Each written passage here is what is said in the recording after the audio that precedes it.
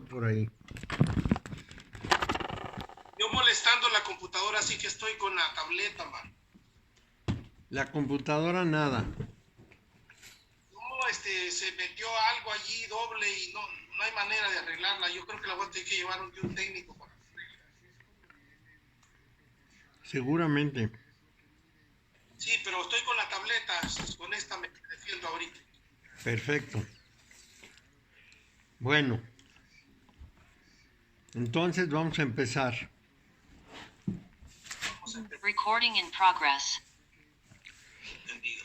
En el modelo B empezamos a hablar de que la combinación de casas, no de casas, de Sefirot, para arriba, para abajo, para el medio, de alguna manera o de otra, podía llevarnos a una serie de correlaciones entre Sefirot que pudieran ser de mucho interés porque nos revelarían algo de las posibilidades de esos Sefirot.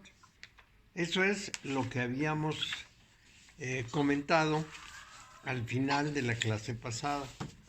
Ahora arrancamos a partir de esa idea. Desde luego, esta discusión puede parecer así como muy arcana, como muy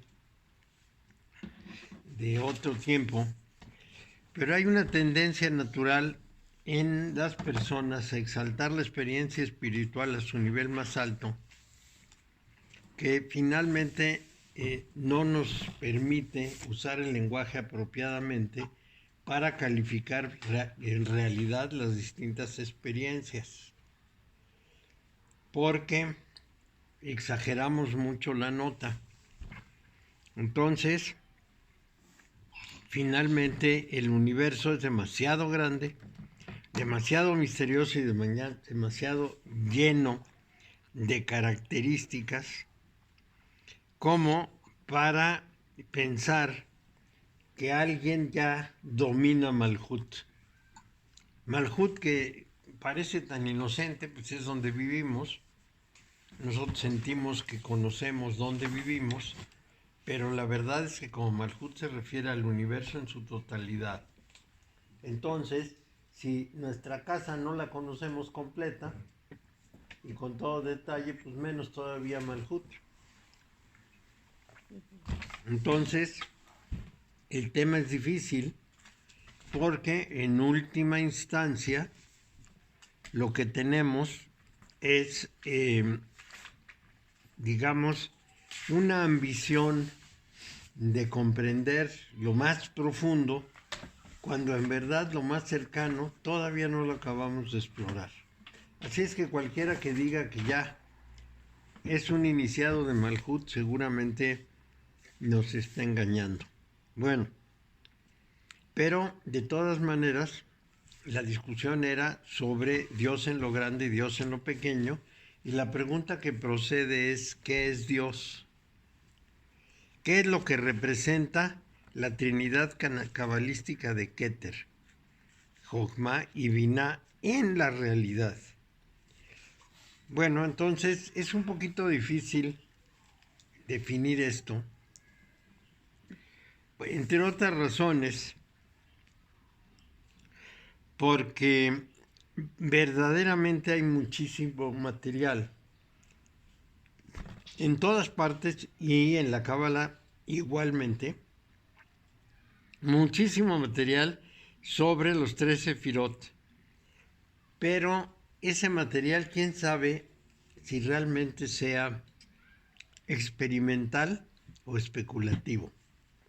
Entonces no puede haber un iniciado en Malkut, es imposible, ¿no? Imposible, pues si tendrías que saber todo del universo, ser un como maestro, como un doctorado en universo, y eso pues es imposible. De modo que sí podemos tener experiencias interiores y avanzar en algunos de los estados de conciencia, pero nunca pensar que somos los doctorados en un Sefirot. Bueno, entonces vamos a ir al punto de que si realmente podemos comprender la Cábala como nos la describen. Porque les decía, no sabemos si alguien que habla de esto está especulando o está hablando de una experiencia. Es muy distinta una cosa y la otra. En las moradas de Santa Teresa, que les he mencionado varias veces, tenemos en este sentido una experiencia muy interesante. Porque Santa Teresa sí experimentó, y de una manera muy intensa, todo lo que relata en las moradas. Entonces nos da una visión de primera mano de esa experiencia mística.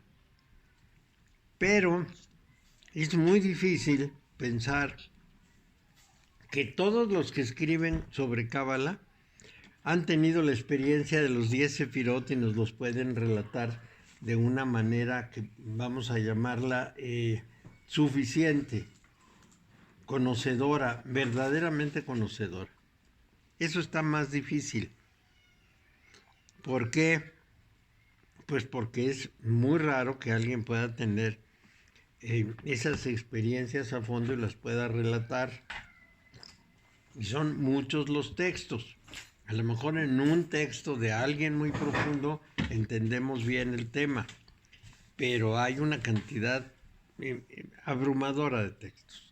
En algún momento les comentaba que Moshe Idel, que es uno de los que estudian muy profundamente la Cábala, nos dice que en Europa hay al menos 40,000 textos escritos sobre la Cábala del siglo XIII en adelante, además ni siquiera traducidos y sí guardados en las bibliotecas europeas, pero inaccesibles prácticamente porque están en lenguajes variados, es decir, desde la lengua en que se comunicaban en el sur de Francia o en el norte de España en el siglo XIII en adelante, que según fue evolucionando la lengua, y además escritas entre ladino, que era la lengua de los sefarditas, arameo y hebreo. Entonces, ya veo quién puede descifrar todo eso. Se requieren, Mario, sí, quiero leer algo que es de la sección esotérica.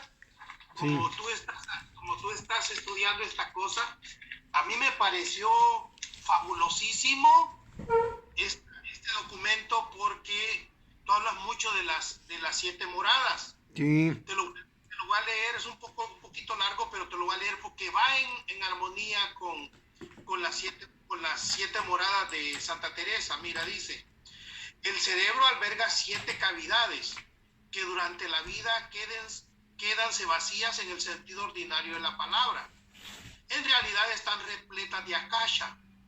Cada cavidad tiene su color según el estado de conciencia en que uno se encuentra. Obviamente los colores son visibles solo a la visión purificada.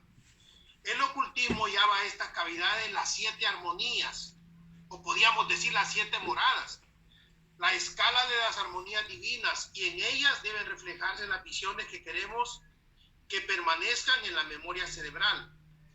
Estas son las partes del cerebro que reciben las impresiones del corazón, permitiendo a la memoria del corazón imprimirse en la del cerebro. La cuarta de estas cavidades, o la cuarta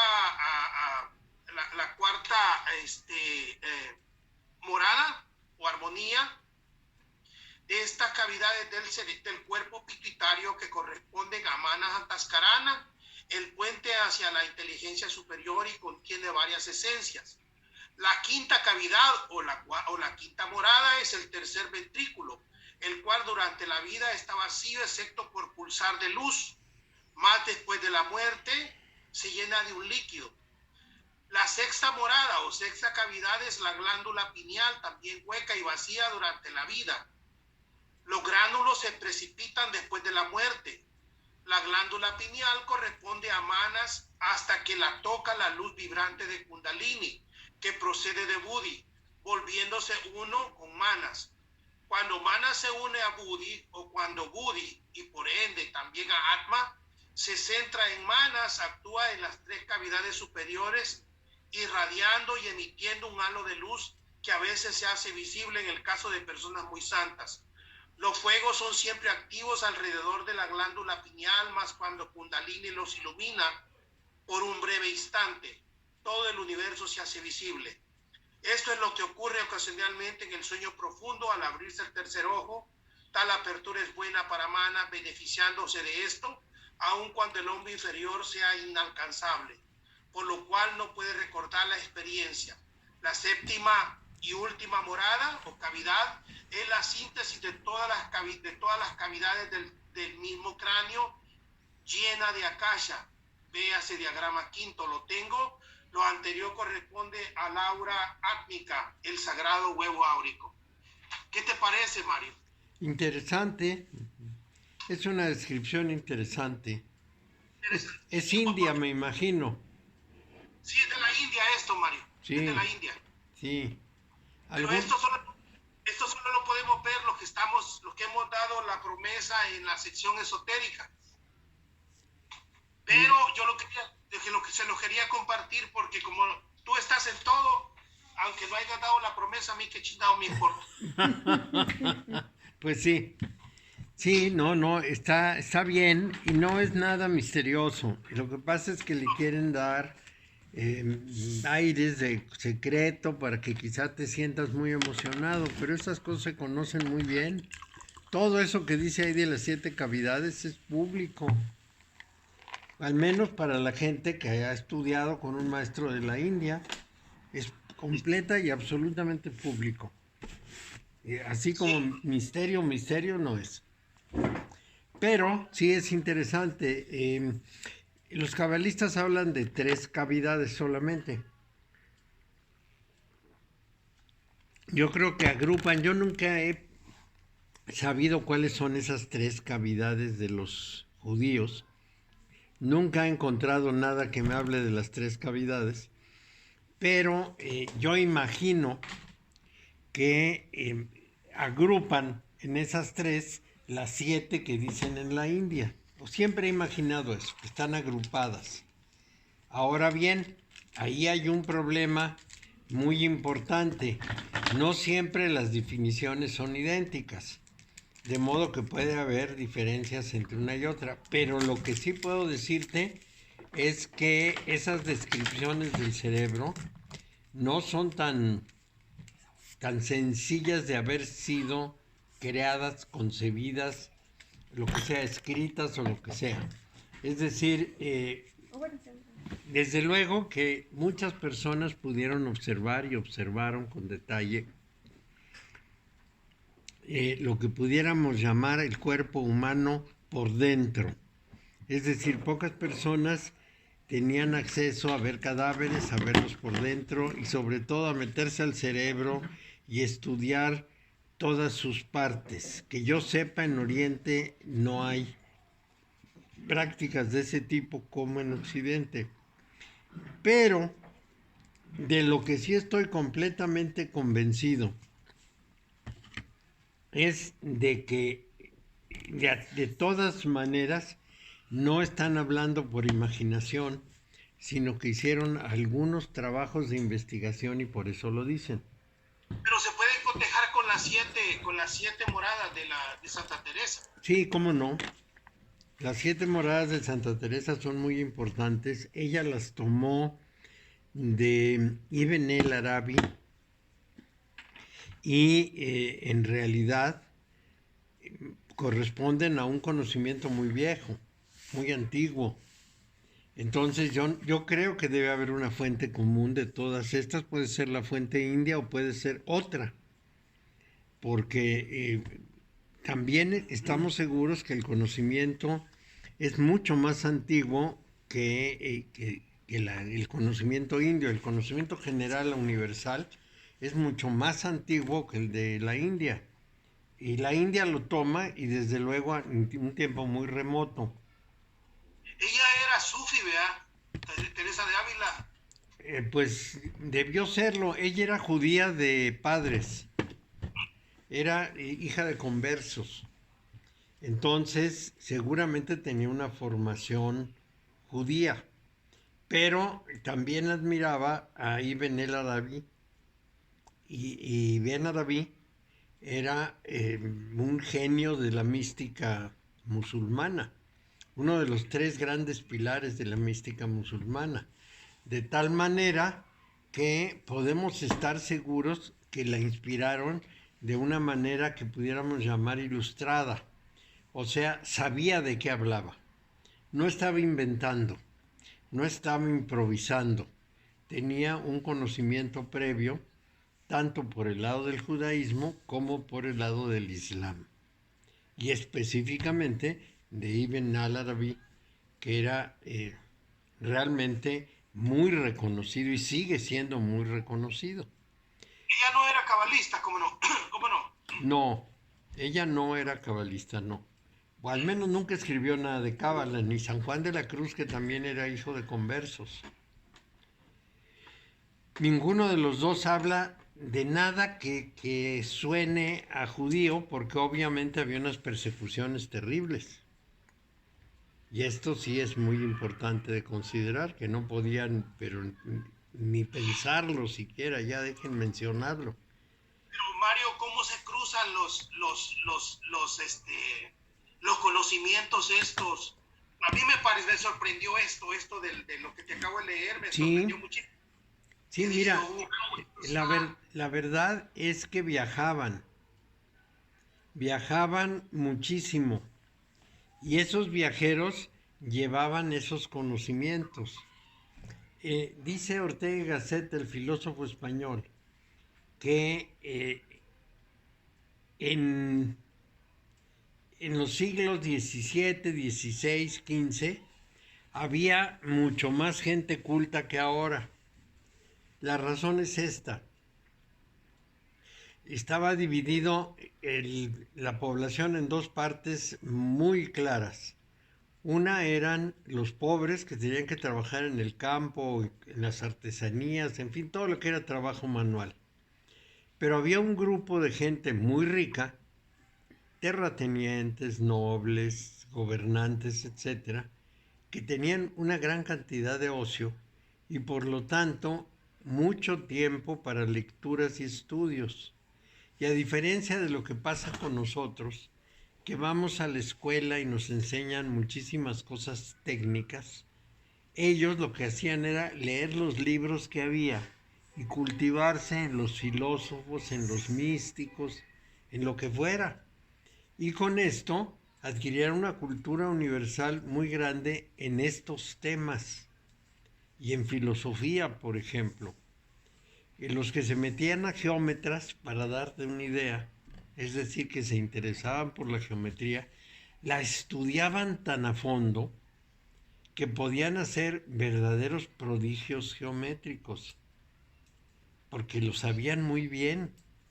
Eran geómetras de primera línea, y lo que escribieron y lo que construyeron es extraordinario. ¿Cómo pudieron medir en la era neolítica o antes de la era neolítica? Es decir, ¿cómo pudieron medir por ahí del año 11.000 antes de nuestra era, o sea, hace 13.000 años? ¿Cómo pudieron medir el radio polar terrestre? La única forma de medirlo es calcular la curvatura de la Tierra y comparado con alguna distancia para la medida, y entonces trazas a partir de la curvatura, trazas todo la esfera y sabes exactamente de qué tamaño es. Es decir, si tienes la medida de una fracción o sección, entonces a partir de ahí sacas el círculo completo. Pero esto no es tan sencillo, no lo hace cualquiera, tienes que saber bastantes matemáticas. Pero no solo eso, ojalá ahí hubiera parado y dijéramos, bueno, pues tuvieron un golpe de suerte. No, qué barbaridad. Tomaron muchísimas otras medidas que nos muestran que sabían perfectamente bien elaborar todas esas investigaciones y las comprendían entre ellos. Entonces, había todos esos que estudiaban, eran muchísimos comparativamente con la población, sabían mucho y se comunicaban entre ellos. copiaban los libros. Y mira, que te presten un libro y copiarlo a mano, pues te lo aprendes casi de memoria. Y eso es lo que hacían, copiaban los libros a mano. Entonces, yo sí creo que había una amplísima comunicación entre lugares extremadamente distantes. Tengo la impresión, y lo he comunicado así varias veces, de que con China la cosa no era tan sencilla, porque China está muy aislada. En primer lugar, está rodeada de desiertos por el norte. Por el oeste y el sur, o una parte del sur, está rodeada de montañas infranqueables, todo el Himalaya. Por el sur tiene unas selvas impenetrables de países como Camboya, Vietcong, etcétera, Laos, etcétera. De manera que quedaba el mar y no había navegantes que hicieran esas aventuras. Entonces los chinos permanecieron muy aislados durante mucho tiempo, los demás pueblos no. Viajaron y viajaron mucho y se enteraron de muchas cosas. Y realmente no tenemos idea de cómo se produjo esa condición. No tenemos idea. Entre otras cosas porque no sabemos qué pasó en el mundo. Por ejemplo, cuando hubo la gran glaciación y que bajó el mar 200 metros, era posible explorar lugares que en este momento son inaccesibles por el mar. Vamos, podemos ir en barcos porque tenemos barcos excelentes, pero no es lo mismo ir a un lugar en barco que conocer una ciudad que ahora está sumergida. Y no es lo mismo ir a esa ciudad sumergida y luego a otra que está más allá y hacer un contacto entre ciudades que suponer que esas construcciones que están bajo el mar podían estar conectadas por tierra. Todo esto son una cantidad de incógnitas que cuando menos no hemos resuelto todavía y que habría que averiguar, habría que explorar hasta dónde las cosas pudieran llegar en esto. Pero yo estoy seguro que en el mundo antiguo había una comunicación muy intensa y también que había un lenguaje más universal, de manera que se podían comunicar entre las personas de una manera mucho más fácil. Esto nos lo están diciendo algunos lingüistas contemporáneos. Igual que pasa con todo, a estos lingüistas los están combatiendo muy ferozmente. ¿Quiénes? Los tradicionalistas. Pero las discusiones son inútiles. Ayer o antier vi un video de un hombre de España, un joven español, que se muestra muy indignado porque algunas personas han dicho que el español no viene del latín. Y entonces él se dedica a decir que la palabra padre y la palabra cabeza y cosas así muy particulares. Pero la construcción del español no es la misma construcción del latín. Nosotros no tenemos declinaciones, tenemos preposiciones. Y no solo eso, tenemos cantidades inmensas de palabras vascuences, árabes, bereberes. Tenemos pues mucha información en nuestro lenguaje de que el latín es solamente una de las contribuciones a nuestra lengua. Quizá una contribución muy importante en cuanto a los conceptos que se expresan en palabras, pero no a la estructura. Nuestra estructura no es la estructura del latín. Entonces, hemos de pensar que las influencias de muchísimas lenguas conformaron la nuestra y esa conformación tiene que haber sido por convivencia. Y luego aquí en América Latina tenemos una mezcla de países en países, por ejemplo, choclo, chivolo, pollada. Entonces sí. No son palabras de América del Sur. No. Sancocho. No. Y ellos tienen muchísimas que nosotros no usamos. Sí, exacto. Y de todas maneras las aceptamos. Pero bueno, esto lo único que muestra es que hay interconexión entre pueblos. Entonces, este asunto de las 7 cavidades del cerebro, porque a eso vino todo, pero es muy importante comentarlo, este asunto seguramente tiene una tradición más vieja, porque las cavidades del cerebro, es decir, con esa idea de cuáles son sus secciones, lo vamos a encontrar en el lejano oriente, lo vamos a encontrar en América, en Mesoamérica, por ejemplo, y seguramente también en Perú, pero de eso no tengo noticia, y lo vamos a encontrar en Europa, en épocas distintas, y yo no dudo que en África, de África no sé mucho, he leído algo, pero no tengo mucha idea, porque entre otras cosas hay muy pocos africanos que hablen de la cultura local y que nos cuenten cómo piensan o cómo, eh, digamos, aprendieron, qué aprendieron y en qué condiciones. Yo de Mario, África, ¿sí? es una información tibetano-hindú. Esta que te estoy dando es tibetano-hindú. Sí, mira, como la India eh, tiene frontera con el Tíbet, entonces facilísima la comunicación y el intercambio. Por ejemplo, mi maestro era indio, indio de la India, pero viajó al Tíbet y ahí tuvo contacto con maestros que le enseñaron cosas. Entonces, para él no fue nada difícil, pues era caminar al norte. Y claro, como es un maestro del siglo XX, bueno, pues ya no caminó con los pies, sino se fue en auto o en algún otro medio de transporte y pudo tener el intercambio de conocimientos. Y esto es importante porque enriquece mucho. Bueno, entonces nos es muy difícil entender esos, esos tres sefirot que son Keter, Binah y Jokmah, pero entenderlos, es decir, descripciones muchas, muchísimas. Diría yo hasta me confunden de tantas que son y tanto que dicen, pero vivencias yo creo que serán muy pocas. Es decir, alguien que realmente tenga alguna profundidad sobre esto, muy poco. Y muchos escriben especulando, no relatando o describiendo, sino especulando. Y bueno, hay cosas de las que nos enteramos, por ejemplo, que Binah tiene la Yod y la G del nombre de Yahvé, que Jokmah es llamado Ya, o sea, Yod A, de manera que, bueno, hay algunas interconexiones entre las dos condiciones.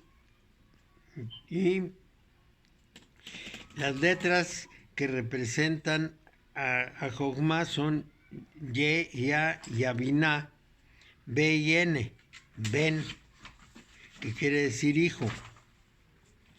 ¿Hay algo ahí? No lo sabemos. ¿Qué tan útil es saber eso? ¿Qué tan útil es saber que dentro de Biná están las letras de hijo y que dentro de Jokmah le cambian el nombre y le ponen Ya y es la primera parte de Yahvé y lo divide del resto que sería para Biná? ¿Qué hacemos con eso? Bueno, en algún punto les había yo dicho que el problema está que la sabiduría sin comprensión o entendimiento no lleva al conocimiento. Es decir, si nos dicen muchas cosas que nosotros no podemos entender y asimilar, esas cosas no nos sirven.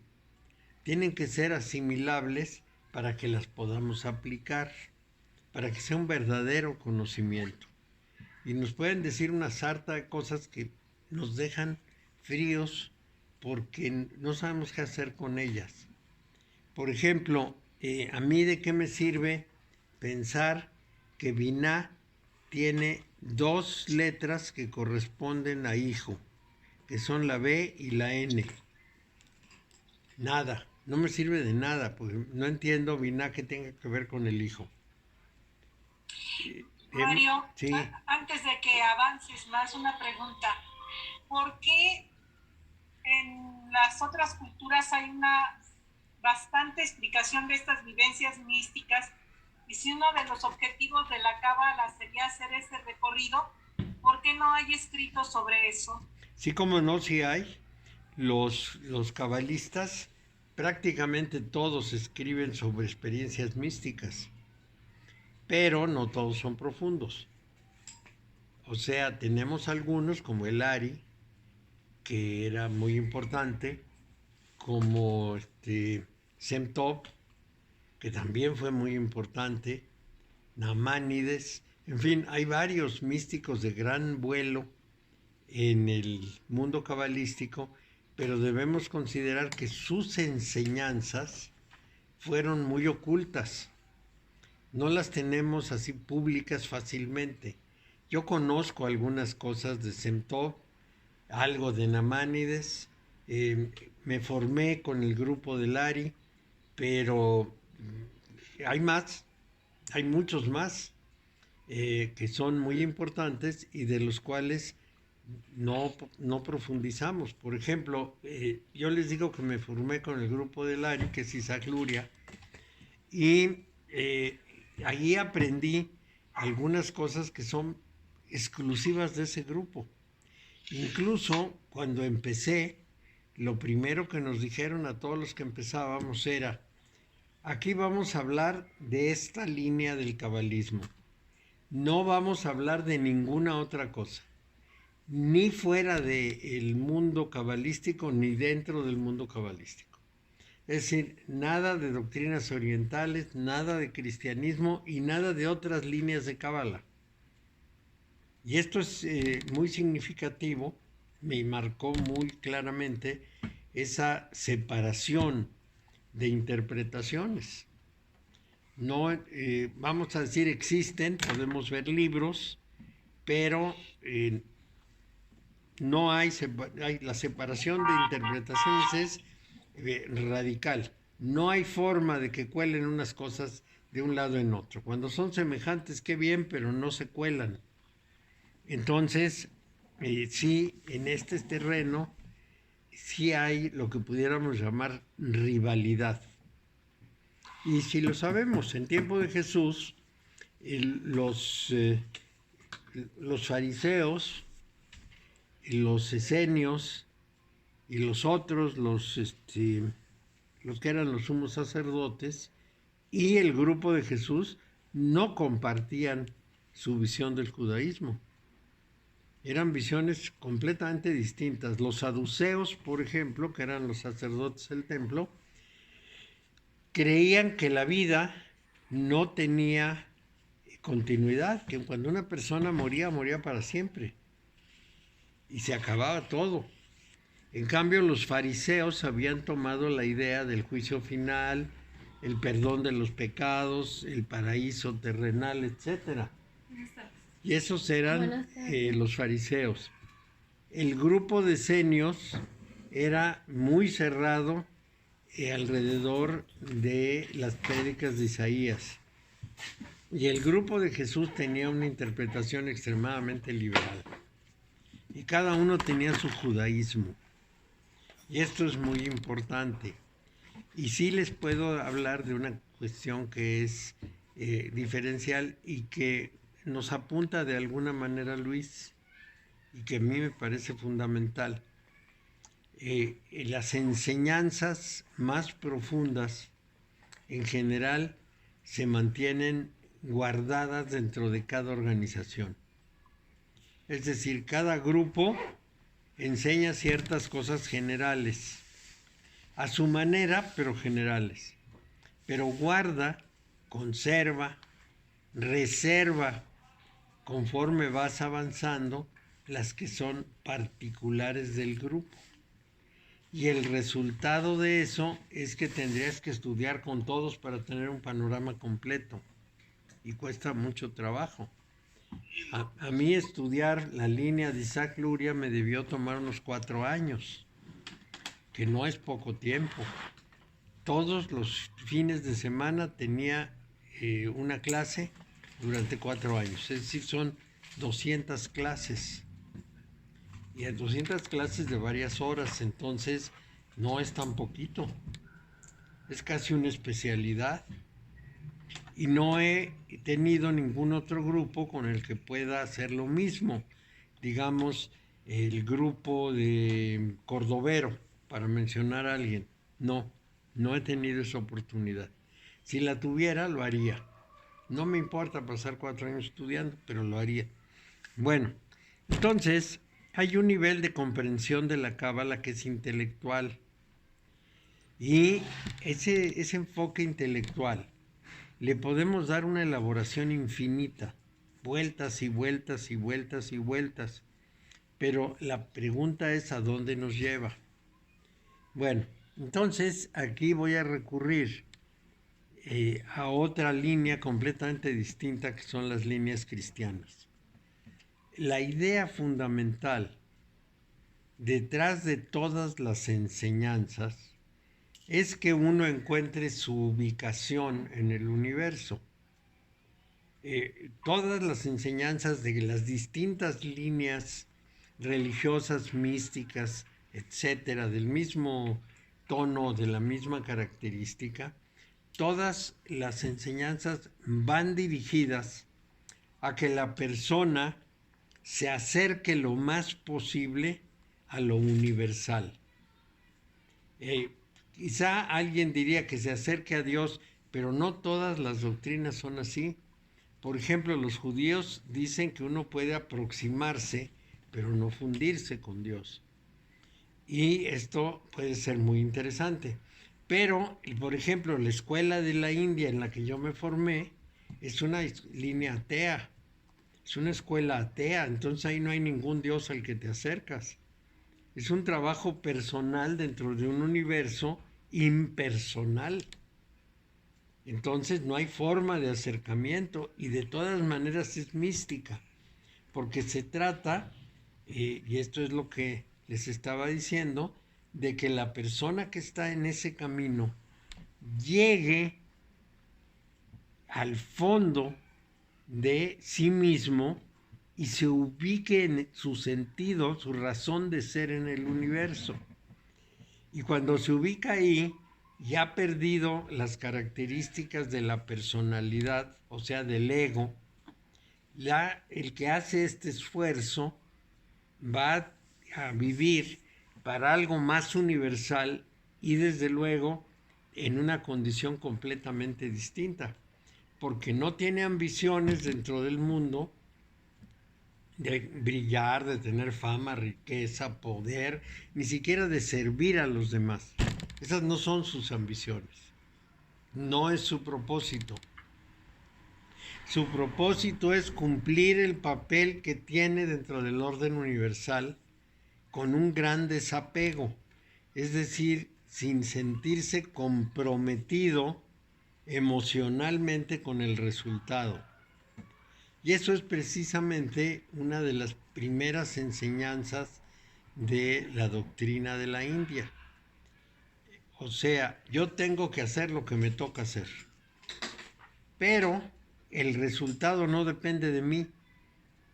No es en ningún sentido algo ligado a mi persona. Mi persona hace su contribución y el resultado está totalmente fuera de mi control. En el Bhagavad Gita, en el Canto del Señor, eso queda muy bien especificado, porque eso es lo que le dice Krishna, que es la encarnación divina, que sería el Cristo. Eso es lo que le dice Krishna a Arjuna, que es un arquero. Tu obligación es participar en la guerra lanzando flechas para matar al enemigo. En primer lugar, no te preocupes si el enemigo es tu tío, tu abuelo o tu hermano.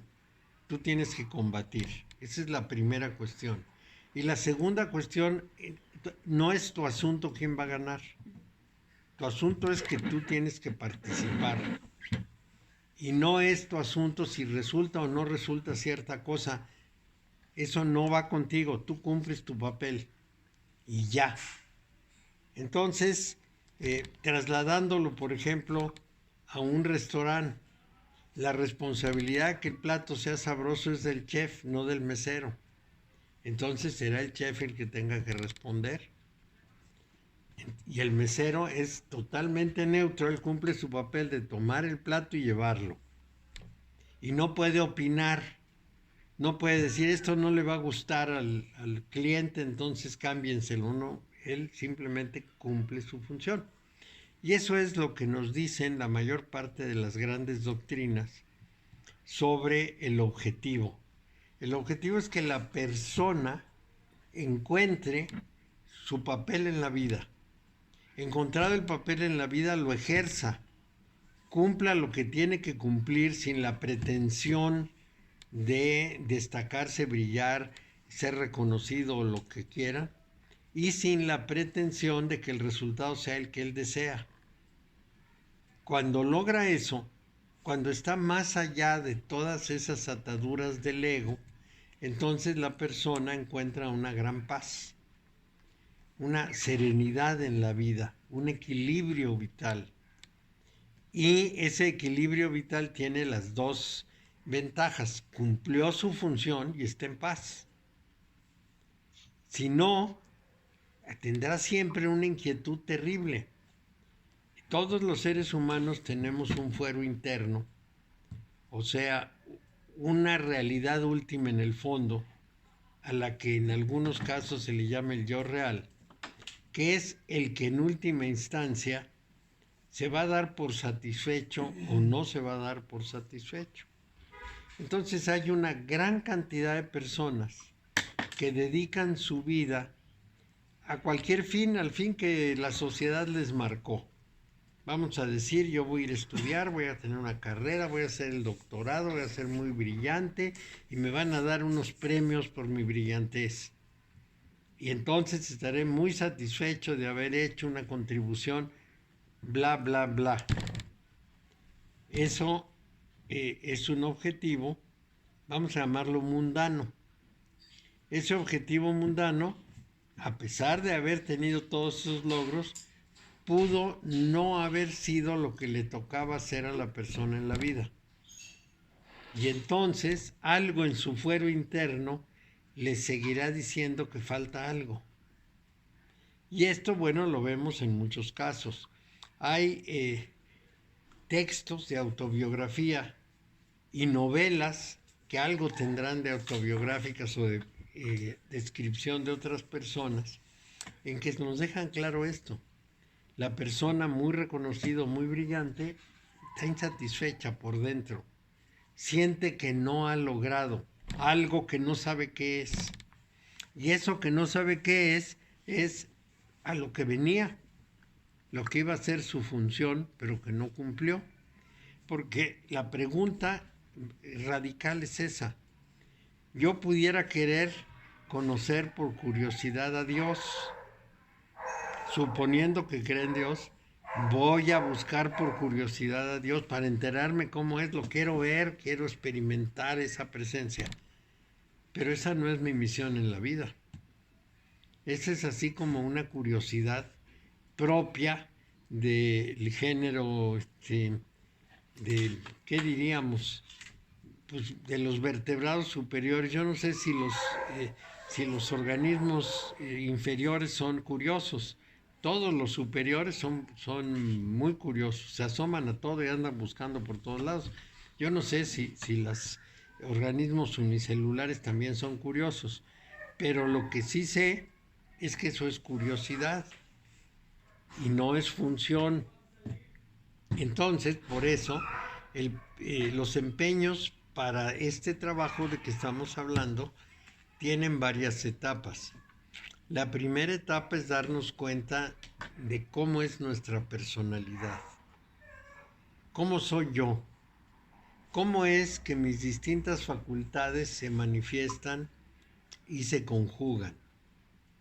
Entonces, muy probablemente voy a descubrir que no las tengo muy unificadas, que realmente no obedecen a un solo propósito, sino que me jalan para todos lados. Pero mi primera tarea es saber quién soy, cómo me comporto, por qué a veces jalo para acá, por qué jalo para allá, por qué me muevo de un lado al otro, por qué de pronto me declaro insatisfecho y me pongo a hacer otra cosa. Todo esto en general lo ignoro y tengo que estudiarlo. Una vez que ya me di cuenta de todo lo que opera dentro de mí, la cantidad de lo que pudiéramos decir momentos que tengo hacia el mundo, los puedo unificar en un solo derrotero, entonces me doy cuenta que he estado sujeto al azar durante muchísimo tiempo, a la pura casualidad. Según van surgiendo las cosas, yo voy respondiendo. No llevo una dirección clara, no conozco una dirección. Una vez que me entero de eso, puedo empezar a dominar todo mi sistema corporal, mi sistema emocional, mi sistema intelectual, mi sistema espiritual. Entonces va a suceder otra cosa que es muy importante y voy a valorar qué es lo que para mí tiene mayor valor: el cuerpo, el intelecto, el sistema emocional o lo que llamamos el alma, que mejor le llamamos la conciencia. ¿Qué es lo que quiero desarrollar más? Entonces nosotros hablamos de artistas cuando se trata del sentimiento, de intelectuales cuando se llama de la mente, y con varias otras denominaciones como deportistas o atletas u otra cosa más cuando se habla del cuerpo. Y cuando hablamos del alma, uso la palabra alma para que nos entendamos. Cuando hablamos del alma, entonces consideramos a los místicos. Pero los místicos, cuando menos en Occidente, son muy pocos. Y lo que nos dicen, prácticamente no lo conocemos. Yo no conozco a muchas personas que hayan leído a varios místicos. Les puedo mencionar una buena serie, pero vamos a tener algunos así como muy destacados. Vamos a pensar, por ejemplo, en Santa Teresa, San Juan de la Cruz, el maestro Eckhart, que fue importantísimo, San Francisco de Asís, Ignacio de Loyola. Todos ellos místicos escribieron, y algunos otros, es una lista no muy larga, pero sí es una lista abundante. Entonces vamos a descubrir que en realidad en Occidente se ignora a sus místicos, se ignora a los que tratan de desarrollar el alma. Thomas Merton, que fue un monje trapense del monasterio de Kentucky, hizo un esfuerzo enorme por escribir unos tomos gigantescos sobre los santos benedictinos, cistercienses y trapenses, porque es son primos hermanos, uno se deriva del otro, o si se quiere, generaciones sucesivas. Entonces nos va revelando las aportaciones o las faltas de aportación de estos místicos. ¿Por qué? Hay algunos como Santa Cristina, por ejemplo. Santa Cristina tenía la característica de ser una mártir del cristianismo. ¿Por qué? Bueno, porque estaba muy entusiasmada con el cristianismo, pero sus padres tenían otra religión, la denuncian, la Inquisición se va sobre ella, la castigan, la matan, la tratan de matar y no se muere, finalmente la cortan en pedazos, la ahogan o le hacen una cosa horrible. Y es Santa Cristina una santa extremadamente sufrida, pero no aportó nada, nada más su fe, nada más aportó que defendió su fe. ¿Qué es lo que aportó Santa Oria Virgen? Nada. Santa Oria Virgen un día declaró que quería vivir encerrada en un cuarto en el monasterio, entonces le hicieron un cuarto en el que nomás había una ventana, un hoyo para sus necesidades y una ventana para que comiera y se confesara. Y vivía encerrada en un cuartito toda su vida. No aportó absolutamente nada.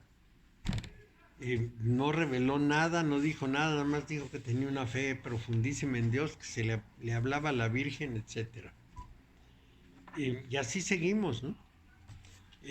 Estos santos, pues, no fueron lo que pudiéramos decir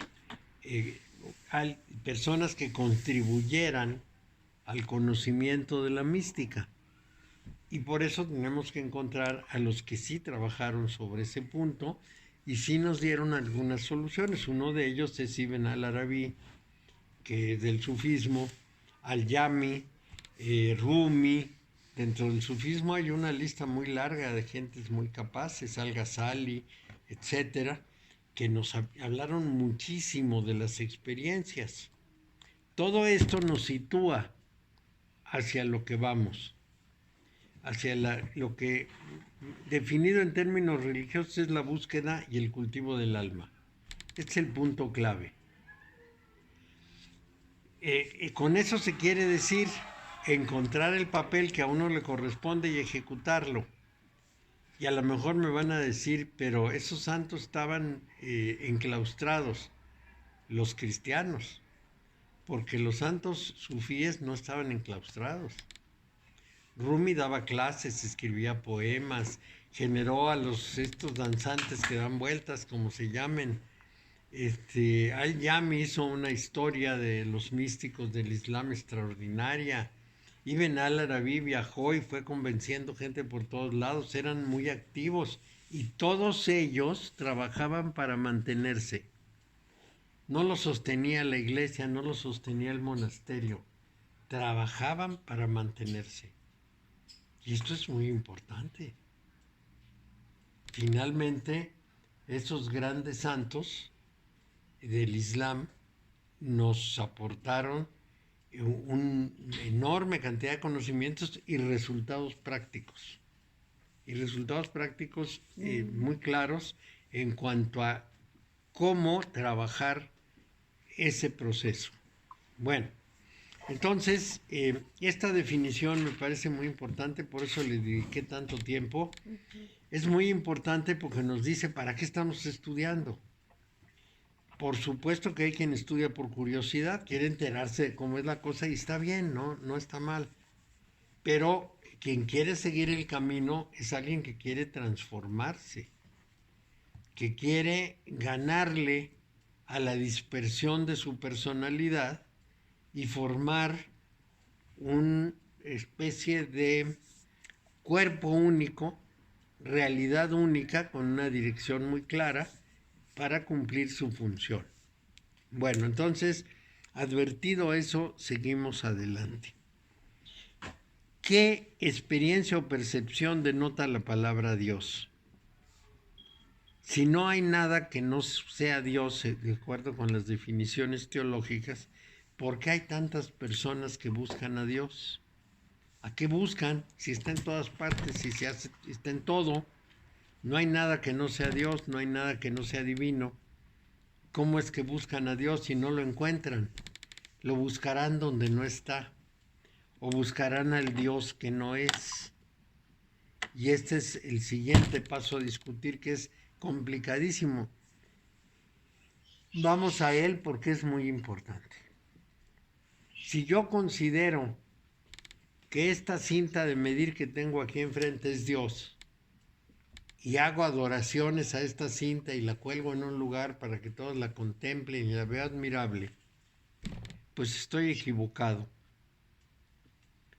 O quizá sé lo que estoy haciendo y estoy loco, pero evidentemente todos estaríamos dispuestos a decir que esta cinta no es Dios. Pero cuando en vez de ser un objeto, hago una abstracción y solamente menciono la palabra Dios, estoy haciendo una trampa, porque estoy dejando a cada persona imaginar lo que para esa persona es lo más sublime o lo máximo, y entonces me permito hablar de eso como si yo conociera lo que cada una de las personas ha definido o ha considerado, y entonces estoy falsificándolo todo, porque no es así. O bien puede pasar lo que nos ocurrió, creo que a todos, en el mundo cristiano. Desde muy pequeños nos llevaron al templo, nos dijeron que nosotros creíamos en Dios o deberíamos creer en Dios, nos dijeron que Dios era maravilloso, que le pidiéramos cosas, que estaba en el cielo, que era todopoderoso, que era el que regulaba nuestra vida, y cada uno de nosotros hizo una imagen de ese personaje. Y cuando menos fuimos instados a adorar a esa abstracción, a esa realidad medio confusa, muy mal descrita por los sacerdotes y por las personas. Y vamos a caer en el problema central, que es reducirnos, o sea, bajar hasta la tierra y entonces poner a Jesús como la imagen de lo divino, para que sea concreto, para que tenga un nombre, para que tenga una enseñanza, unas palabras, etcétera, y de esa manera aterrizar las cosas lo suficiente como para poder hablar de eso. Porque hablar del Dios Padre es imposible, dado que es inaprensible, incomprensible, incognoscible. Entonces, simplemente hacemos la derivación. Tomamos la maña de decir, bueno, como ya se calificó de Dios al Cristo, entonces ahora ahí está Dios. Bueno, esto es un mal expediente, porque lo único que logró es confundir. Finalmente no se logró tener claridad sobre el particular, sobre todo sobre Dios. Les puedo decir, por ejemplo, que en la Roma de Constantino la idea era distinta. En la Roma de Constantino no se mencionaba a Jesús, se mencionaba al Dios Padre y a Constantino. Y Jesús estaba como relegado. Lo hicieron a un lado. La razón es que no quería Constantino que lo opacara a él. Y se concentraban más en ese Dios abstracto y desconocido. Pero era una fórmula distinta, porque las personas aceptaban no alcanzarlo por ningún lado. En cambio, a Jesús se le ve caminando, se le ve curando gente, se le ve sacando demonios, y entonces, bueno, pues es mucho más concreto para nosotros. Este es un punto radical. Entonces, ¿qué es lo que en general han hecho una gran cantidad de personas y doctrinas? Excluyen toda consideración que tenga que ver con un Dios. La excluyen. Yo no sé si el Buda creía en un Dios, pero nunca lo mencionó. Lo que mencionó es lo que tenía que hacer la persona para estar en paz, para no angustiarse, para no sufrir. Por lo mismo, no puede ser una religión. Que algunas personas hayan convertido el budismo en religión es simplemente una deformación de la enseñanza. El Buda enseñó una forma de conducta. Vámonos a Lao Tse. ¿Qué es lo que nos enseñó Lao Tse? Que todo estaba sujeto al Dao. El Dao es un principio general que abarca toda la realidad. No hay nada que no sea el Dao, no hay nada que no se haga conforme al Dao. El Dao no tiene que hacer nada, simplemente todo lo sigue. Como la gravedad no hace nada, simplemente todo obedece a la gravedad. Bueno, ¿cómo lo obedece? Pues a fuerza. Si es cierto lo que dice Einstein, que la gravedad no es sino curvatura del espacio, bueno, pues caemos en la curvatura del espacio y ya, esa fuerza. Entonces, esas enseñanzas en las cuales se excluye cualquier consideración de Dios y de lo divino, son lo que pudiéramos decir muy efectivas, porque le da al ser humano una referencia muy clara. Al ser humano le dice, trabaja contigo, transfórmate, busca tu sentido, etcétera. Mientras que al otro le dice, adora a Dios, cree en Él y ya la hiciste, y tú dedícate en la vida a lo que se te pegue la gana. Y la gente, claro, no cambia.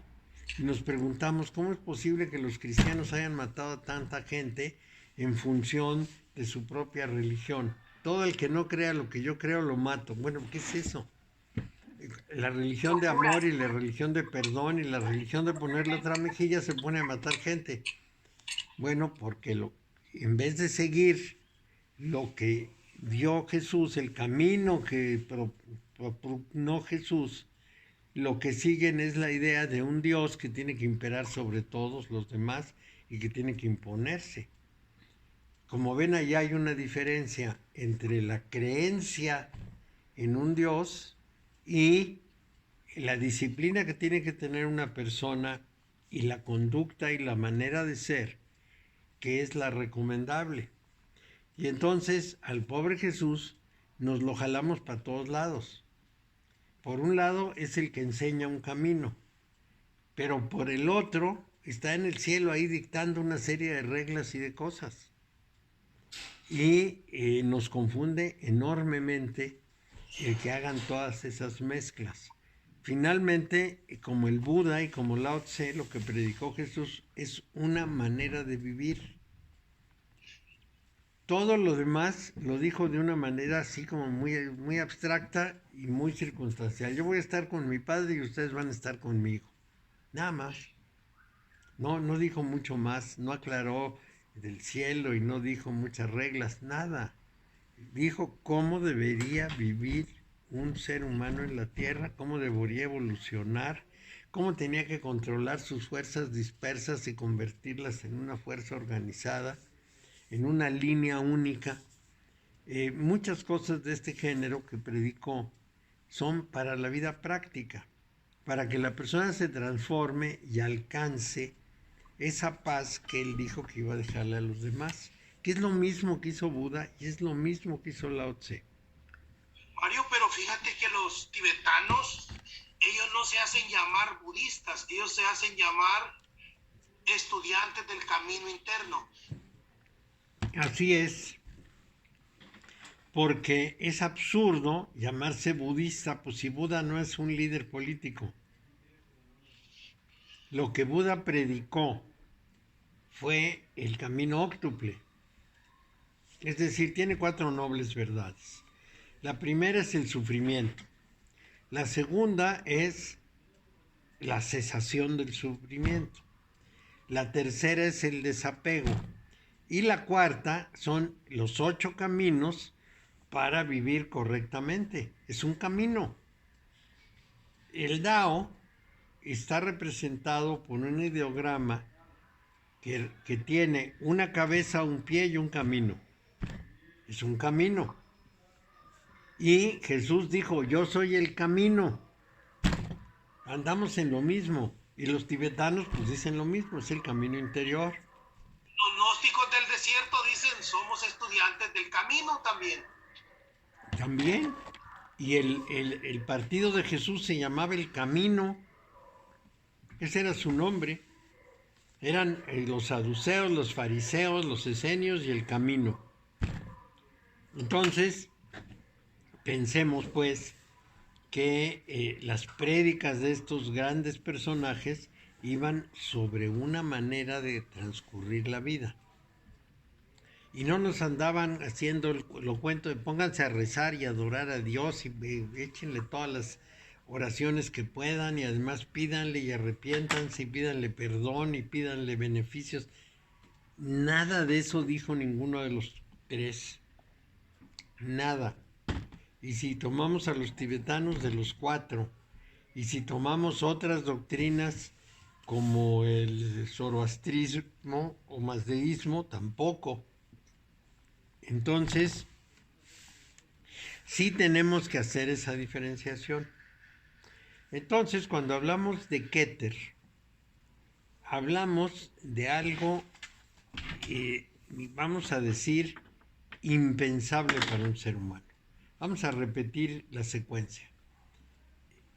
Todo está envuelto en la vacuidad completa, que se llama Ain en hebreo y que nosotros traducimos por sin nada, sin esto, sin aquello, sin lo otro, simplemente sin, ni siquiera definimos sin qué.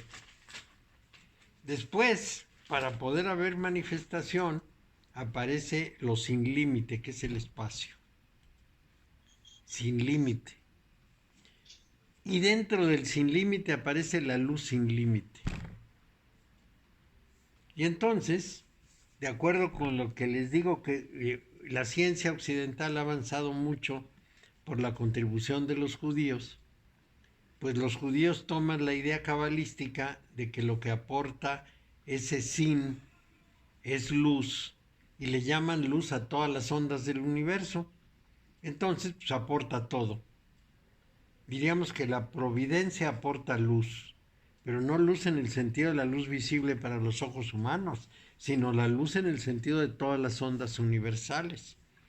Entonces, pues esa aportación es la providencia, y de esas ondas universales sale todo lo posible, pero están en todas partes. Finalmente, no es Dios sino una aportación divina. Vamos a decir, no es la providencia, sino su aportación, lo que penetra por todas partes. Pero, eso desde el punto de vista del judaísmo. Pero, y aquí viene la parte muy importante, el ser humano puede acercarse a esa realidad incognoscible e inaprensible y asociarse a su trabajo de providencia. Esa es en esencia la enseñanza judía cabalística. No acepto estar dedicado al placer, exclusivamente al placer. No acepto que me interese la fama, ni la riqueza, ni el poder, ni siquiera el sentirme muy bien porque le doy servicio a mi prójimo. Mi función es brincar por encima de esto y empezar a trabajar con mis sefirot interiores en mi árbol interior, para poder ascender por el árbol, acercarme a Keter y luego contribuir con él al servicio de proveer luz. Este es el planteamiento básico de los cabalistas. Entonces, el trabajo es de la persona tiene que transformarse por dentro, tiene que renovarse, rehacerse, analizando justamente las distintas iluminaciones de esos 10 luces o 9 luces a partir de Keter, que le dan al ser humano categorías de conciencia libres. Del que se libera primero el ser humano cuando pasa de Malhut, que está hasta abajo, a Yesod, que es el siguiente piso. Se libera de la ilusión del mundo. Esto nos lo dicen todos los místicos. ¿Qué es la ilusión del mundo? Creer que el mundo tal como lo vemos es real. No es que no sea real, es que no es como lo vemos. Nuestra forma de verlo es peculiar de los seres humanos para nuestros fines de supervivencia, como un expediente útil para podernos mover en el mundo. Pero así no es el mundo. Y eso lo tenemos que no olvidar. Así no es. Eso es una representación que hace nuestro cerebro para que podamos operar. ¿Quién nos dice eso? ¿Los místicos? No, los neurólogos. Los neurólogos nos están diciendo, el cerebro forma las imágenes porque lo único que recibe son impulsos electromagnéticos. Entonces, la imagen del mundo es una creación del cerebro. Las cosas no son así en realidad, y no son de ninguna forma específica. Depende de con qué ojos las ves. El radar me muestra un avión como un puntito y yo lo veo como un avión. El radar me dice a qué velocidad va y yo nomás veo que va rápido. El radar me dice a qué altura está y yo nomás veo que está muy arriba. Yo le veo las precisiones de las alas, la cola, etcétera, y el radar ve un puntito. pero tiene otras precisiones y lo ve completamente distinto. Y desde luego un león que es miope no ha de ver los aviones, a menos que los tenga enfrente, pero vamos, volando nunca va a ver los aviones porque su miopía no se lo permite.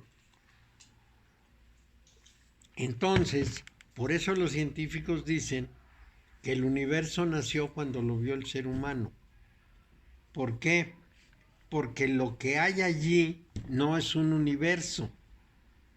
Nosotros lo captamos de una manera en que lo llamamos universo. Y no cabe la menor duda que hemos descifrado muchos de sus mecanismos, de cómo opera eso que está ahí. Pero otros seres, en otras condiciones, podrían concebir esto de una manera completamente distinta.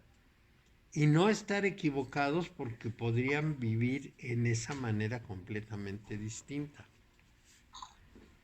Esto lo podemos entender, por ejemplo, y nos basta para el fin, en las culturas humanas.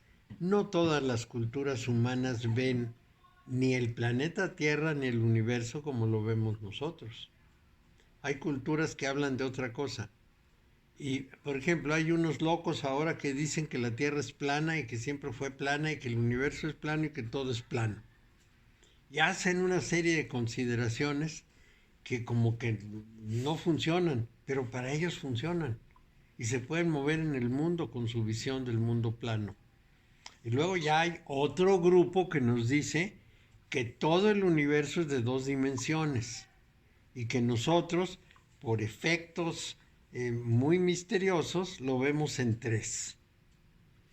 Y que hacemos la tercera dimensión de una manera artificial, pero que vivimos en dos dimensiones, en un plano. Y tiene una cantidad de argumentos científicos que cuesta un trabajo enorme entender, pero finalmente es una hipótesis. Bueno, pero le sirve para vivir. Eso está muy bien, es nuestro trabajo científico. Queremos descifrar cómo vemos las cosas y cómo operan de acuerdo con nuestra visión. Y no está mal porque nos ayudan a vivir mejor, pero no nos responden el problema de nuestro papel y de nuestra razón de ser y de la razón de ser del universo. Eso no lo dicen. Nos dicen cómo funciona, no por qué ni para qué. Hay 7 preguntas. ¿Qué? ¿Quién? ¿Cuándo? ¿Dónde? ¿Cómo? ¿Por qué? ¿Y para qué? La ciencia nos contesta qué, quién, cuándo, dónde y cómo. Y a veces por qué. Pero ¿para qué? No.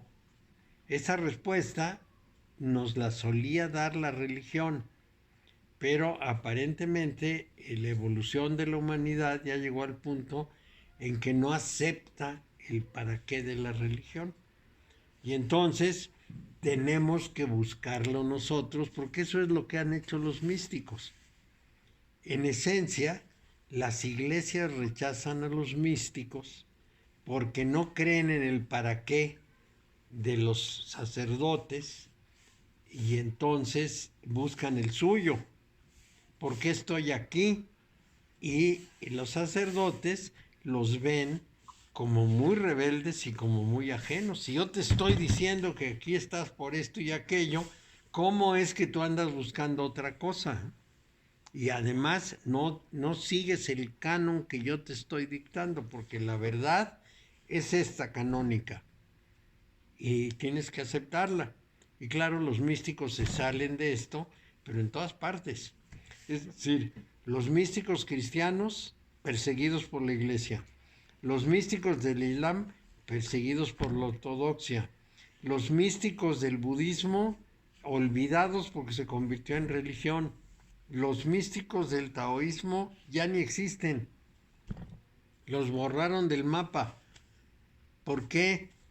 Pues porque es mucho más fácil, mucho más cómodo tomar lo que tenemos en las escuelas místicas de Occidente son puros cascarones, Mario. Pues sí, son cascarones, son clipots. No sirven para nada. no sirven para nada. Nada. No dan respuesta. No dan respuesta porque no tienen la idea de que hay que transformar a la persona. Quieren conocimiento. Piensa en los teósofos. ¿Qué hacen los teósofos? Hablar del conocimiento secreto.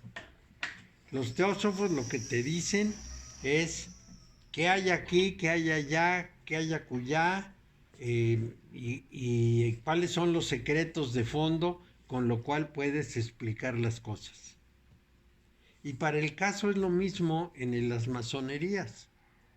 En las masonerías hay dos líneas fundamentales. Una de ellas es el estudio. Te dicen, vamos a estudiar que todo el conocimiento que se tiene hermético y los misterios y todo lo que sea. Y lo segundo, vamos a hacer actos de magia para mover poderes. Ahí se para todo. De cuando en cuando dicen tenemos que cambiar y evolucionar, pero digamos que es un requisito más verbal que real. Permítanme un segundito, ahorita regreso.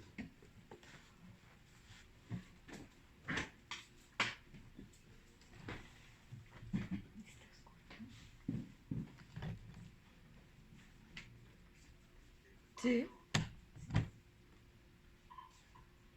Un poquito. Es que como está nublado.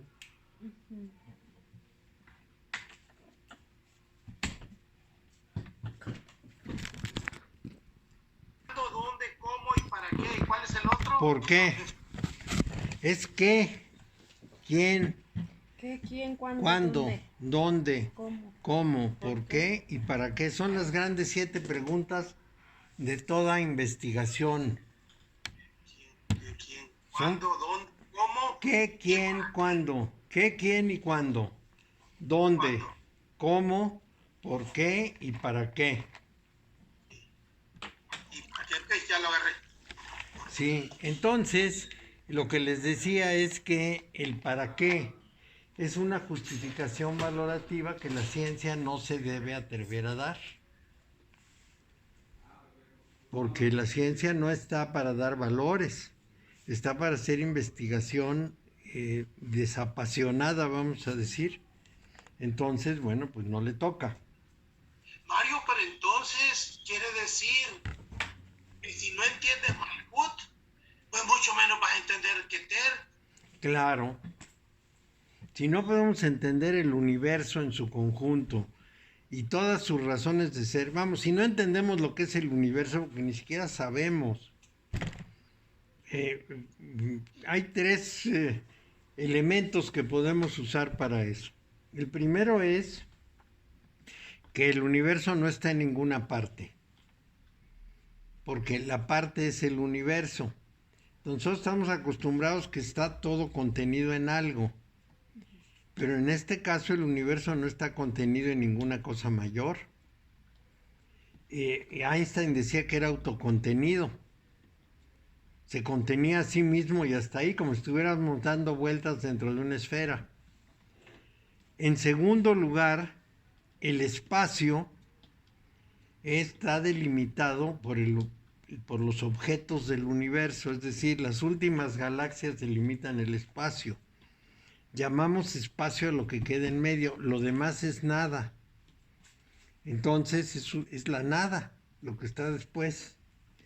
A lo mejor hay muchos universos, pero finalmente esos muchos universos forman el universo. Y más allá no hay nada. Más difícil explicar si hay muchos todavía. Voy a hacer una analogía, Mario. Yo, por ejemplo, tengo este teléfono en mis manos. Yo no sé cómo chingados trabaja este teléfono, pero yo lo abro, lo prendo y todo. O sea, pero yo no sé cómo trabaja esta babosada. No. Igual el universo. Ahí vamos averiguando poco a poco cómo funciona. Nos interesa, somos curiosos, pero el universo, vamos a decir, no lo tenemos ubicado en ese otro orden. Desde el punto de vista que lo que vemos y reconocemos con nuestros sentidos lo analizamos a la manera de nuestros sentidos, sí. ¿Nos da resultados positivos porque es comprobable en la acción? Sí, tiene mérito. Pero no podemos decir ni dónde está, ni qué es, ni para qué está aquí, ni por qué está, porque esas respuestas no las tenemos. Y esos atisbos de intuición que tenemos nos llegan a puro golpe calcetín, Mario. Pues sí, son esos estados en los cuales experimentas algo en vez de comprenderlo, porque no tienes la información. No hay trabajo interno, no hay trabajo de nada, nada de nada, y las organizaciones que son las llamadas a darnos esas respuestas no las están dando. Porque no las tienen. Ese es el punto, que no tienen las respuestas.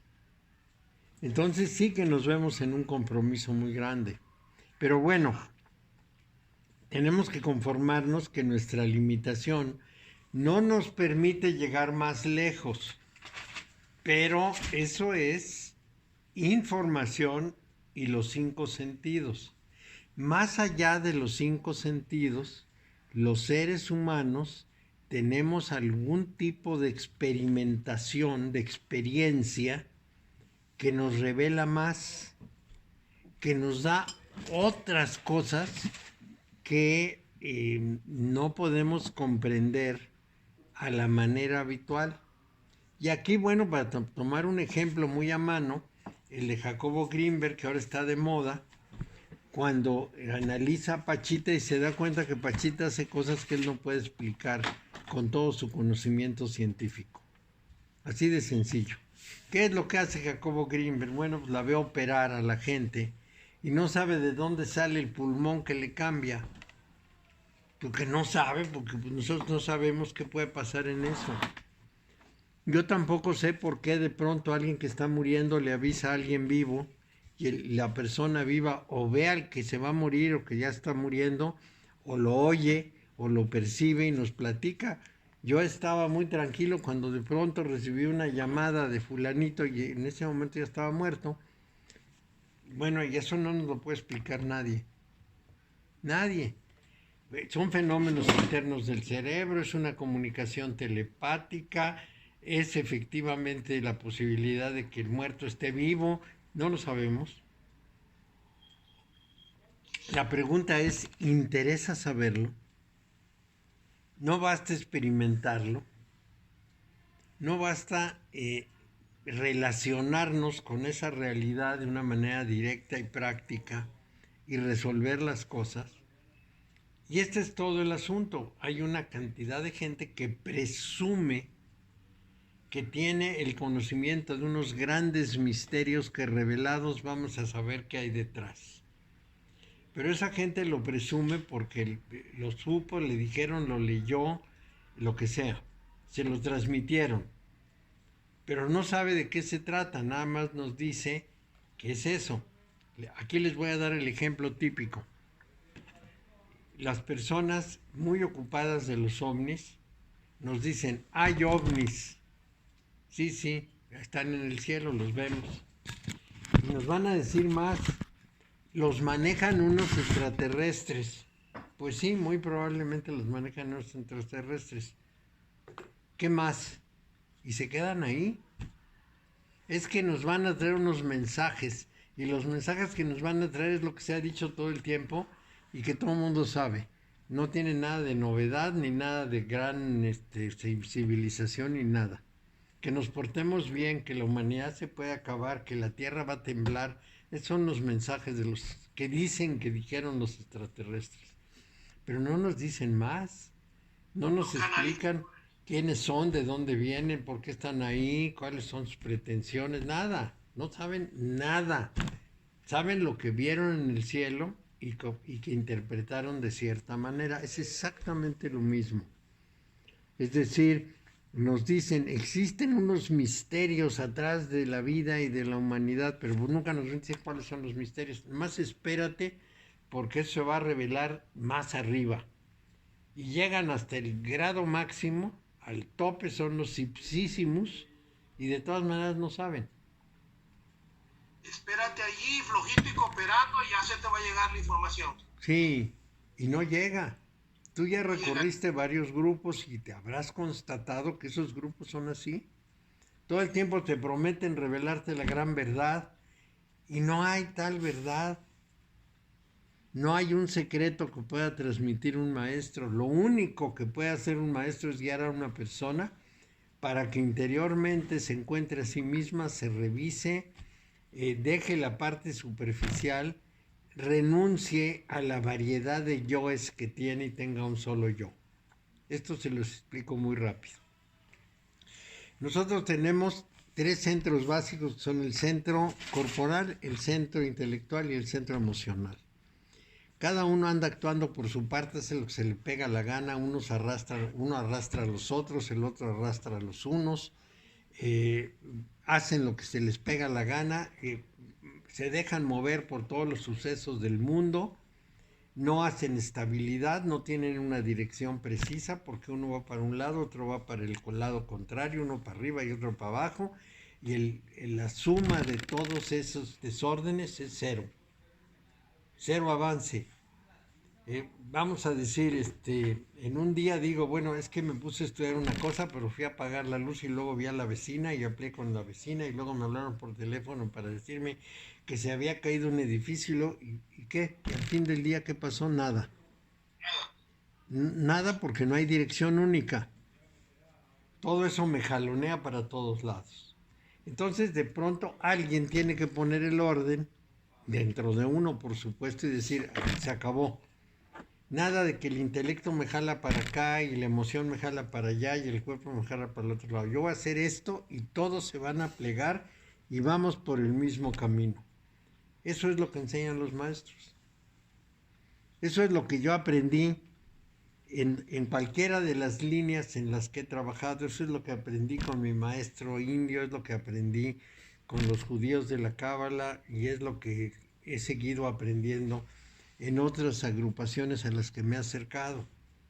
Cuando son serios, lo único que predican es que hay que disciplinarse a una línea y esa línea tiene que ser la razón por la que estamos en el mundo y cumplirla sin devaneos, sin que me jalo para acá y me jalo para allá. No, me toca esto, eso lo voy a hacer y no voy a permitir que esos 900 yoes que tengo adentro me estén jaloneando para aquí, para allá, para acullá, para el otro lado. Los voy a dirigir, los voy a encaminar, voy a ir en un solo sentido y en ese trabajo de ir en un solo sentido, yo voy a ser el amo y los demás van a ser los servidores. Es decir, tiene que haber algo que someta a mi pensamiento, a mi sentimiento y a mi cuerpo a una dirección. Y ese algo es lo que Jesús llamaba el amo. Cuando decía, es que los servidores se descuidan. Y él continuamente decía, tienen que estar vigilantes, porque cuando llegue el amo los va a regañar. Bueno, pues esos servidores son estos.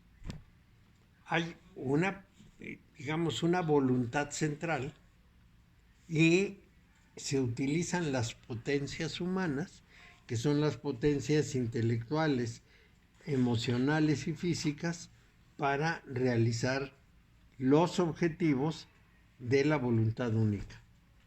Eso es lo que constituye prácticamente todo el ejercicio de, vamos a llamarlos los grupos serios que trabajan estos temas. Es el trabajo de la persona, el trabajo interior, su desarrollo y su estabilidad y la unicidad de su propósito. Porque el mundo desperdigado no da satisfacciones. Sí, dime. Voy a poner un ejemplo. La mamá de mis hijos me habla hoy en la mañana.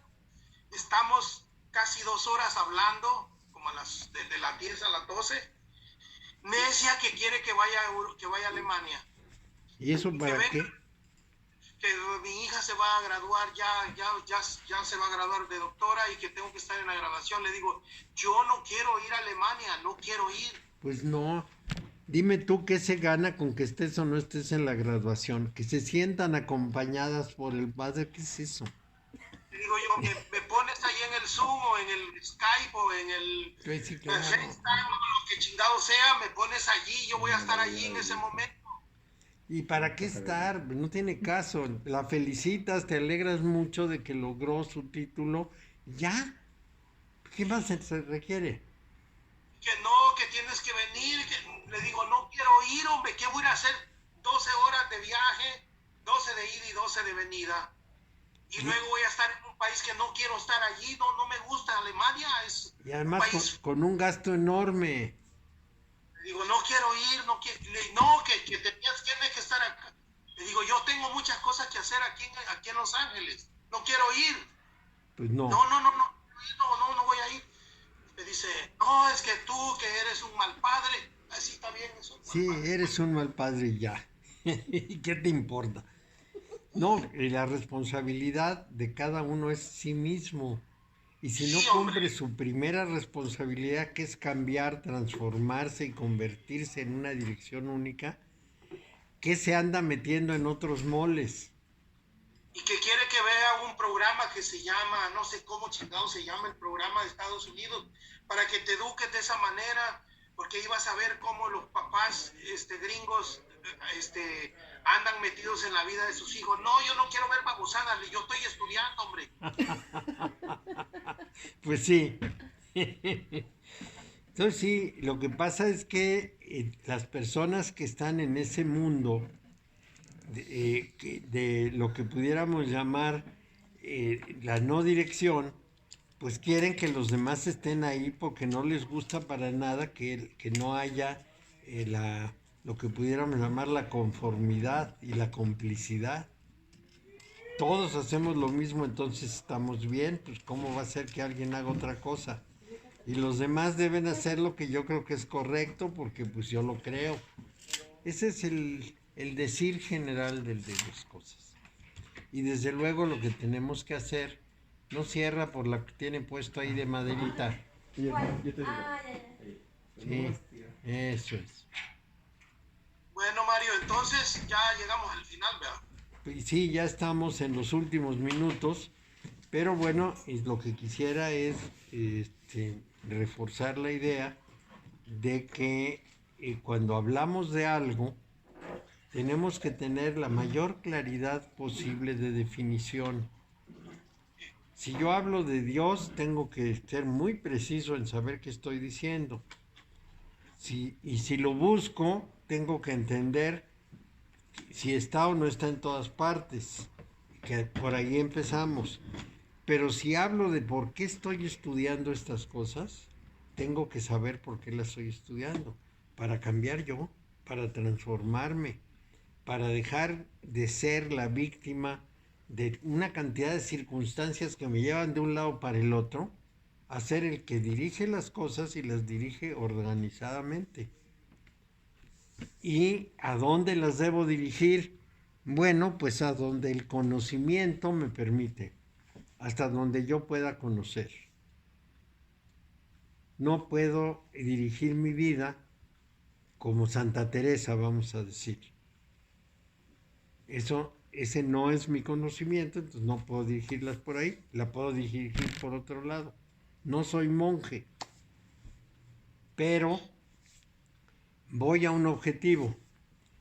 El que yo recomiendo, que siempre he recomendado, es dirigirnos a lo que venimos a hacer al mundo.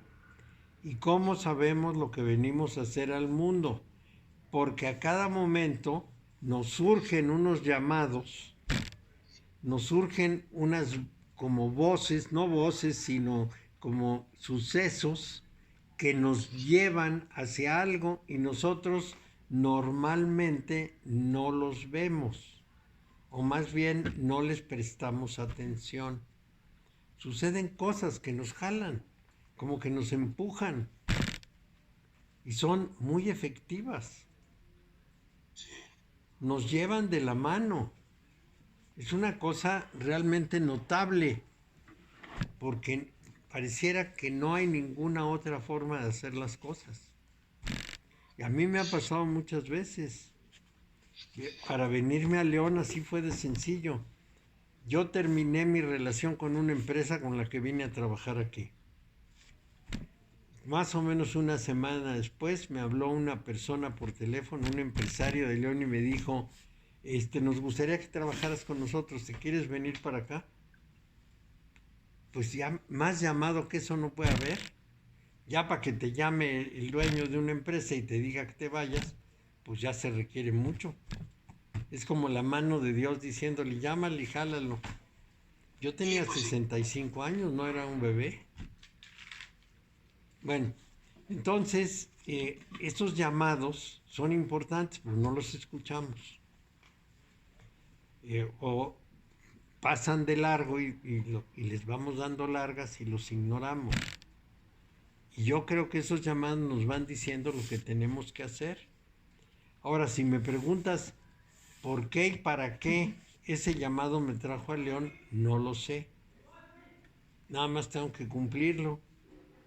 ¿Y ya? Aquí hay 3 motivos. Para algo fue que no sabemos qué es. Y nuestra curiosidad no puede ser tan grande que digamos, yo tengo que saber para qué, si no, no lo hago. Eso era lo que le iba a preguntar. No, si no es tan importante que yo lo sepa, pues ¿quién soy para tener que saberlo todo? Hay que dejarlos ir.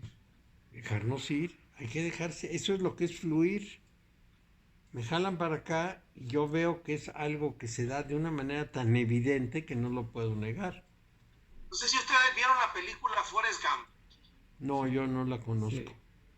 Te la recomiendo. Forrest Gump. Oh. Él es un individuo que vive en la vida y lo lleva para acá, lo lleva a la guerra de Vietnam y luego allá y luego no sé qué. Y él como una pluma, al principio sale una plumita, volando. Que lleve el viento.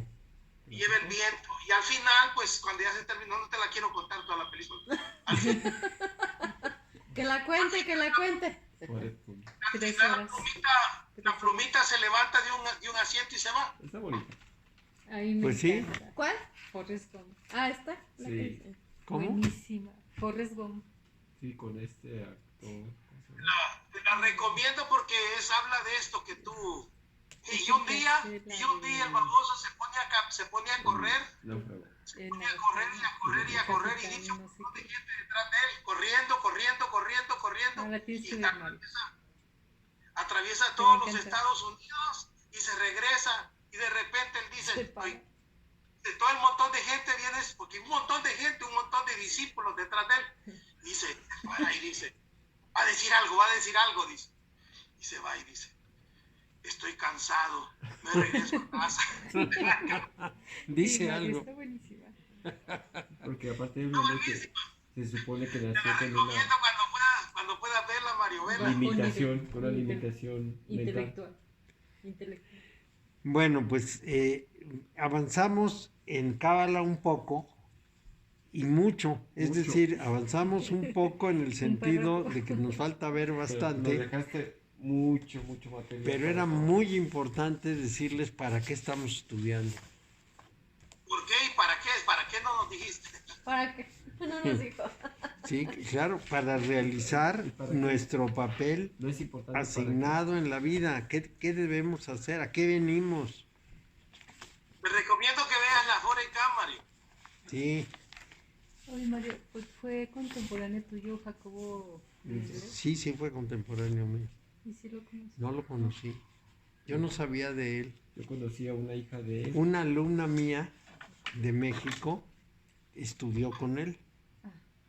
Sí, estudió psicología y estudió con él, pero yo no lo conocía. Yo comencé un tiempo mi camino con uno de sus alumnos, que uno de sus alumnos se quedó a cargo de la dirección de investigación de psicología de la UNAM, y era un grupo de médicos con los que me iba con ellos a Sí. trabajar. Te retiro, Mario. Nos vemos, sí. Vaya. Bueno, pues entonces terminamos por hoy y nos vemos el próximo Jueves. jueves. Y sí, Ya no sé qué ¿Qué horas día. empieza la siguiente, Mario? Cómo? ¿A qué horas empieza la siguiente? Pues debería empezar a las 8, pero va a empezar a las 8:30, como siempre.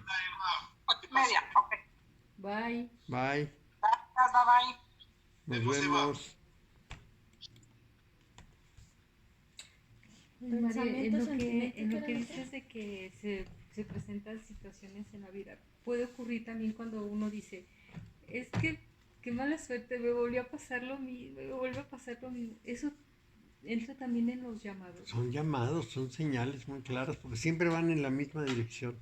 Dice, ay, otra vez me volvió Las a pasar cosas lo que nos mismo. acuden van en direcciones diversas, pero los llamados siempre van en la misma dirección y uno debe reconocerlos y decir, es lo mismo. Pues se necesita tener muy claro para entenderlo, ¿no? O sea, Ujú. Sí, eso es lo que nos deberían enseñar desde niños, pero no nos lo enseñan. Como no es algo tangible, no nos dicen, sigan estos llamados. más bien las mamás, limitamos a los hijos en ese tipo de señales, ¿no? Porque Justo. luego los hijos nos dicen, es que yo siento esto, y ay, no le hagas caso. Y uno limita mucho en la educación, Sí. o sea, uno como madre. Sí, y como los padres también, y tienes que ir a la escuela y terminar tu carrera y hacer las cosas de esta manera. No. Y aunque esté ahí el llamado, o sea, se desvía uno, pero al final vamos a llegar a lo que nos llama. Sí, en Estados Unidos Como dice, se tarda más. vive un jovencito que ya debe tener 20 años, apellidado Laponte, que a los 12 años le dijo a su mamá que no quería volver a la escuela, que él quería aprender de otra manera, y la mujer le dijo, ¿qué quieres aprender? Pues lo que a mí me guste, pues lo de la escuela no me gusta nada, no me importa. Entonces la mamá le dijo que sí, que ya es mucho pensar. Y entonces lo primero que quiso, pues tenía 12 años, fue aprender cómo se hacían patinetas. Entonces le dijo a la mamá, pues averigua, y entonces pues averiguó en internet cuál era el más famoso fabricante de patinetas, y ahí se fue a verlo, a aprender con él cómo hacía las patinetas, y aprendió. Y luego, conforme las patinetas le pusieron una serie de problemas, el tipo de ruedas, el tipo de madera, el tipo de otros artefactos que lleva, la dinámica del movimiento, etcétera, empezó a estudiar otras cosas. ¿Cuáles son las ruedas buenas y por qué? ¿Cuál es la dinámica del movimiento? ¿Qué es lo que pasa con el movimiento en el espacio? ¿Y por qué la patineta tiene la flexibilidad? ¿Y qué significa esto? Y pues estudie y estudie y estudie muchas otras cosas que para él tenían mucho interés y sobre todo mucho sentido, porque las estaba aplicando. Pero de pronto, pues a mí en la escuela me enseñaron cosas que ni sé para qué me las enseñaron. La raíz cuadrada. La raíz cuadrada son unas Es como babosadas. Steve Jobs, que él dice, yo nada más tomo lo que me interesa para mi crecimiento personal. Sí, Y él dijo, bueno, se metía a la facultad a lo que era nada que tenía que ver con lo que era programación, sino tipografía, que era estética, que era diseño. sí. Entonces integró lo que era el proyecto del diseño de tipografías a hacer tipografías en la computadora.